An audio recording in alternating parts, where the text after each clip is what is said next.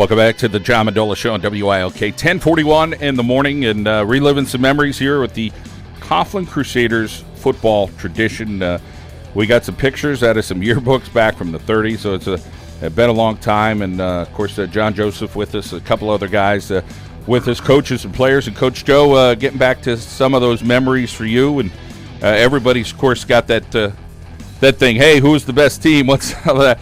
Every generation, every era, I think, was a little bit different. You know, I go back and look at some of the teams. I always thought the teams before us were a little better than us, and we were pretty good. Then there's the guys in the 90s. Hey, man, we were really good. But, boy, some of those teams in the 70s, I'm sure you would think back of some of those teams that maybe you played against even earlier days of Coughlin football. It was always such a successful, strong program that, the talent was there.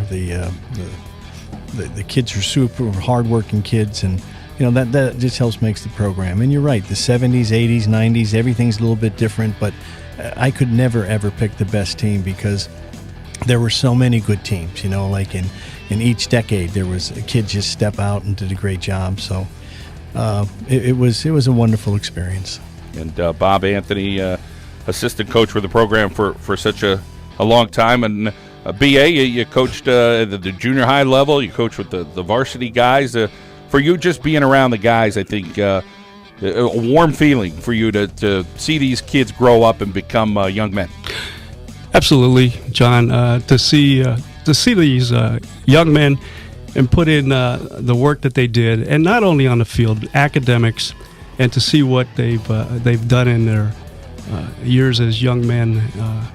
And be the successes that they are today, and such great human beings too. And again, I'm going to go back to what we all said: the families that these young men came from are outstanding. We still see them around town today, and we still see the kids. They're not kids anymore, but we consider them our family, our kids, and we just like we haven't missed a beat.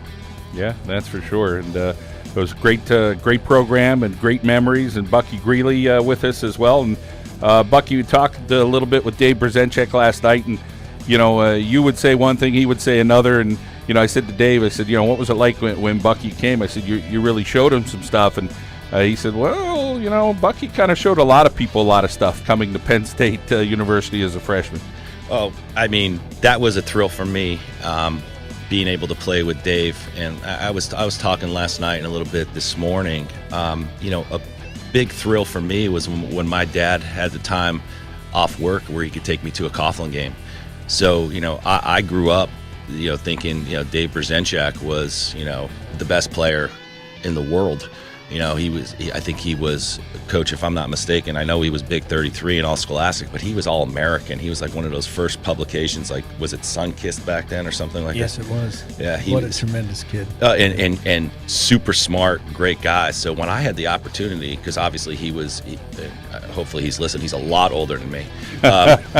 When I didn't get the opportunity to play with him at Coughlin, all I saw was the picture in the locker room. So when I was able to go down and I committed to Penn State, that was one of the things I remember. Even my father said, he goes, "You realize you're going to be able to play a year with Dave Brzezinski," and that was huge for me. And still a great guy, still super smart.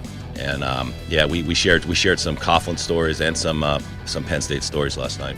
Bucky, personal story for you, your family. Talk about how many kids you have, where you're living. Tell us a little bit about what you're doing now. Yeah, I'm still down in Charlotte, North Carolina. They couldn't get rid of me, even after the Panthers tried.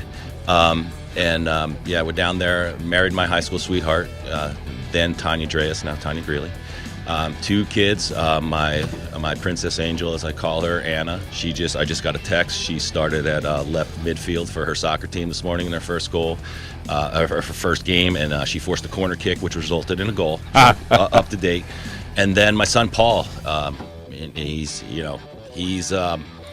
some people say a chip off the old block, and not in a good way in most cases. But we just finished up with him in the Dixie Youth Baseball, the World Series, where the team finished 6th in the country, which was pretty amazing. He loves to play. He's a ball player, and he started wrestling last year. So I stay busy, and I think I enjoy it. every time I call home and talk to my dad about games, he's like, "Are you sure you're not enjoying it a little bit more than Paul?" And I think I might be, but yeah, great family, love them to death, and like I said, I just was just getting updates on Anna in. They're still up 1-0. Okay, Right. I got nervous there. I just got a text. Great to hear you, Bucky. Thank you so much for coming in today, and great to talk about Coughlin football. Oh, thank you for having me, John. All right, we got more guys we're going to talk to. Let's get over to Kevin Coyne, who's with us. And Kevin, for you, a lot of good memories as a Coughlin Crusader there in the 90s, and you guys had a pretty darn good run, huh? Yeah, absolutely, John. Thanks for having us in, and I want to thank Nino again for putting this together. I'm one of those guys that's a little slow on the social media uptake, so I got an old-fashioned phone call, and I answered the call and said, absolutely, I need to be here. So, yeah, the 90s, Bucky was mentioning this before about all the great heritage and great history of Coughlin football. Anytime you step on the field as a Crusader, you have a lot to live up to, so we had big shoes to fill in the 90s.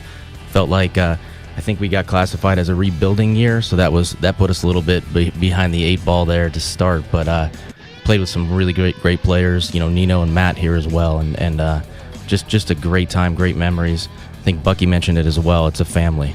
Yeah, definitely a family. John Joseph, I would say Kevin Coyne had to be one of the fastest players in Coughlin football history, huh? There's no doubt about it. We were always blessed with great tailbacks, 1,000-yard rushers, and just a great line play and stuff we had. But Kevin was one of the best. He's not only outstanding in football, played secondary for us, he was also a great track performer, coach. Anthony was our track coach, and Kevin worked really hard for him and had great success in everything he did. So we're very blessed to have kids like Kevin and other tailbacks we had. Assistant Coach Bob Anthony, memories of Kevin on the track or on the football field for you? Oh, unbelievable! When especially football, but track, Kevin just worked hard at whatever he did, and we went down to Shippensburg. He actually came in second here in districts, but his time was so quick that he qualified for states. And when you go down to Shippensburg and you see the quality of athletes there on the track, and Kevin, always a cool-headed, get to work kind of guy. Didn't let it bother him. We just went through what we had to do that day and get into the finals. And I still remember it. It was a hot morning down in Shippensburg, and Kevin knew what he had to do. I didn't really say anything to him. Just got a great start. And Kevin got a great start, and he ended up sixth in the state. So a tremendous athlete. Yeah, and of course, a family of athletes, Kevin. Your sister is pretty darn good. Your late brother was a heck of a football player as well. Yeah, absolutely.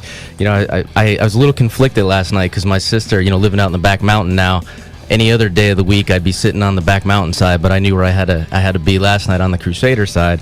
My nephew Christian Motley playing for the Dallas Mountaineers last night, so my sister's kid keeping the football genes going, hopefully. He's got some wheels too. Yeah. Although he did get caught at the 1-yard line, I believe, so kid must have had an angle on him. Well, we still got more Coughlin football we are going to talk about here. Continue the conversation all morning long. A Coughlin football tradition. I want to thank again Nino Cinti for putting this all together and getting us together with some friends here as we talk about the Crusaders. Here are some more locations you can pick up a copy of our football magazine. Ellie's Pizza there in Wilkes-Barre, Carrie's Barbershop, Daniel J. Hughes Funeral Home, Jerry's Pizza, Knockley Pharmacy, Michael Moots, Corbett Insurance locations in Nanticoke and Dallas, Darrell Hubbard State Farm. I want to thank our friends at Jeremy Baczynski State Farm there in Drums, McCarthy Tire in Wilkes-Barre, Luzerne Optical and the Doherty family, The Athletic Image, Dr. Todd Pacheski and Andy Perugino's Restaurant. Well, it's 10:49 here at WILK. Matt Winsick will be joining us coming up. We'll talk a little bit more Crusaders football, and we return here momentarily. Let's head out now to our local State Farm insurance agent, Frank Zerokatch. Break like a good neighbor.